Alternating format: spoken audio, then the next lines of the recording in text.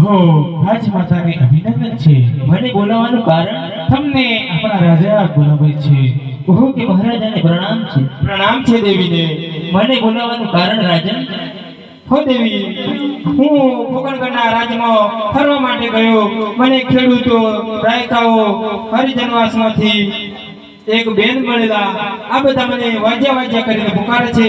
મારે જીવવું નથી, મારે મરી જવું છે, મારે વનમાં જવું છે, મને વનમાં જવાની રજા આપો.